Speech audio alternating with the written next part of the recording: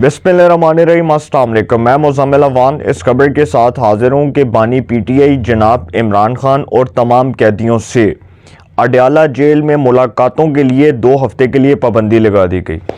जो भी मिलने आएगा सर 2 हफ्ते इमरान खान साहब को और तमाम कैदियों को अडयाला जेल में नहीं मिल सकता। सिक्योरिटी थ्रेट्स हैं। सिक्योरिटी थ्रेट्स की वजह से सिक्योरिटी थ्रेट्स के पेश नज़र ये फ़ैसला किया गया और महकमा दाखिला पंजाब ने ये जो है ये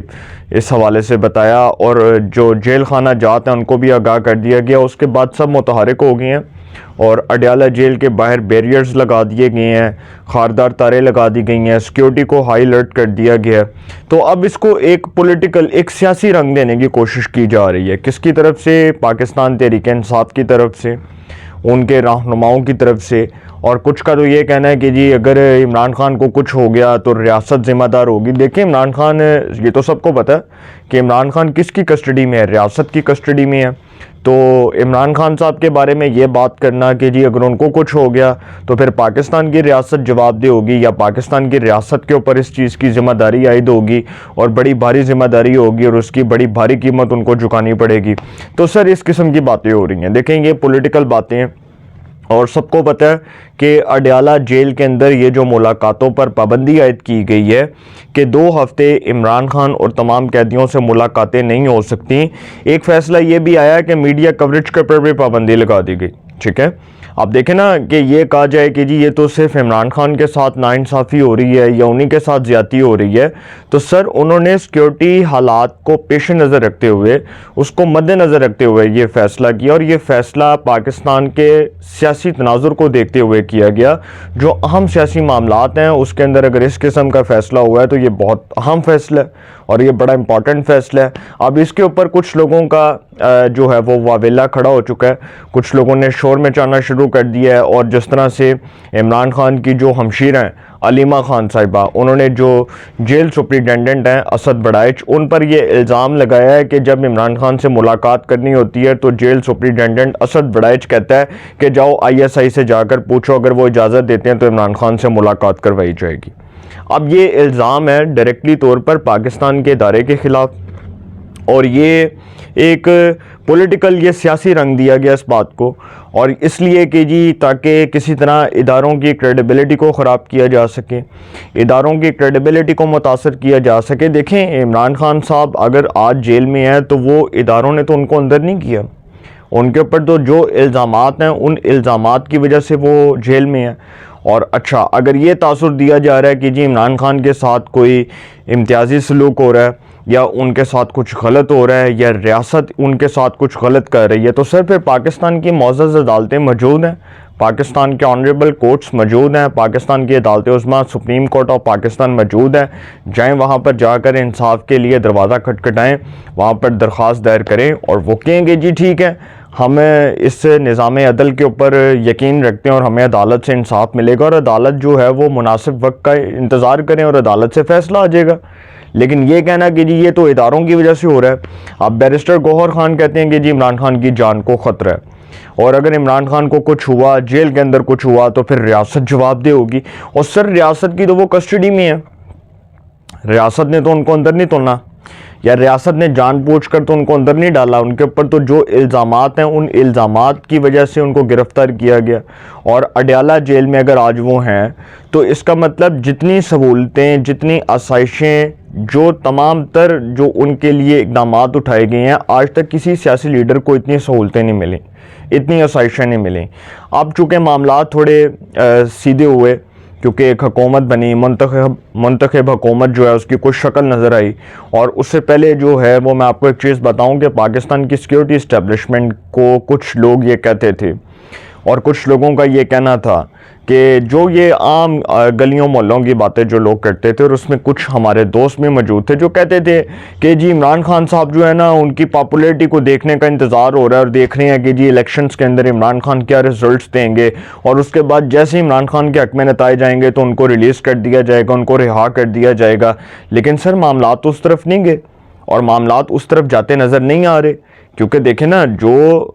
इस वक्त अडयाला जेल के अंदर जो तमाम तर मामलात हैं, जिस तरह से कुछ ये भी पता चला कि पसे पर्दा कुछ हकाइक जो हमारे सामने आए वो ये थे कि कुछ लोगों ने बहुत कोशिश की कि पाकिस्तान की सिक्योरिटी इस्टेब्लिशमेंट के साथ बैठकर डायलॉग किए जाए, मुज़ाकरात किए जाएँ। और इसकी तो बहुत देर पहले भी ये बात की जा रही थी और तहरीक इंसाफ के अंदर कुछ ऐसे लोग भी मौजूद हैं, कुछ ऐसे अनासर भी मौजूद हैं जो समझते हैं कि पाकिस्तान की सिक्योरिटी इस्टेब्लिशमेंट के साथ मामलात को बेहतर किया जाए और मामलात को हल की तरफ लाया जाए ताकि कोई इसका हल निकल सके और इमरान खान साहब को रिलीज़ कर दिया जाए। लेकिन ये मामला इतना सादा नहीं है, इतना आसान नहीं है, क्योंकि ये जो इल्ज़ामात हैं ये को पाकिस्तान के इदारों ने तो नहीं लगाए,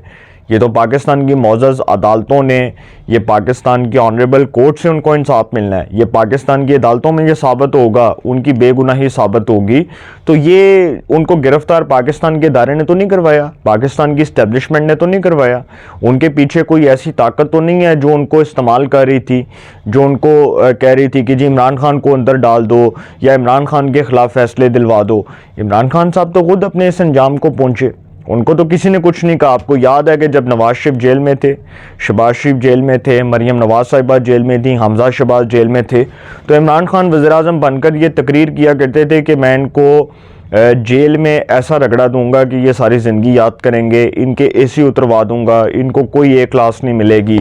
इनको जो है वो इनको लग समझ जाएगी कि इनके साथ हुआ गया, इनको कोई NRO नहीं दूंगा। भाई आपके पास NRO देने की हैसियत ही नहीं है,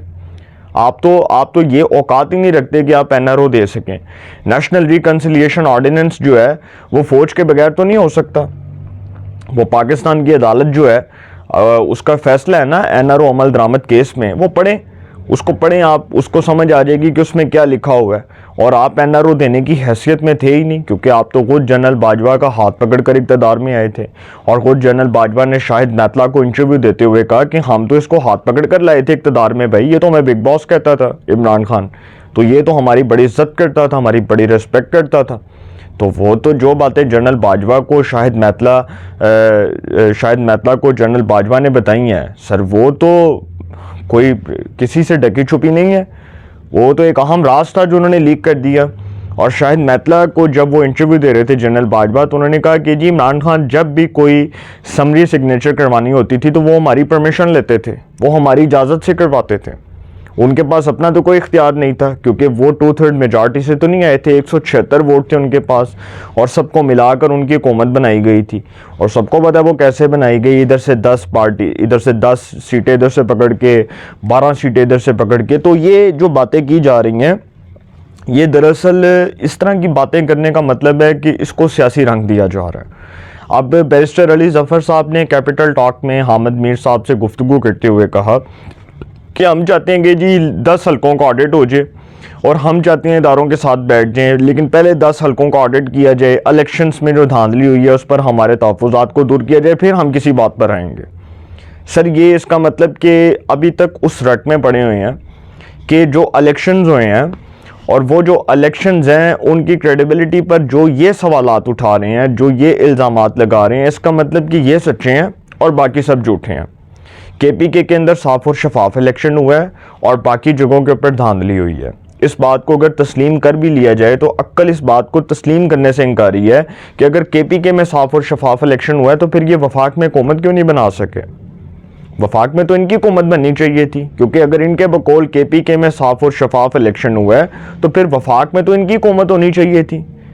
फिर KPK में भी इनकी हुकूमत थी, फिर पंजाब में भी इनकी हुकूमत होनी चाहिए थी, बलोचिस्तान में, खैबर पख्तूनख्वा में इनकी हुकूमत होनी चाहिए थी।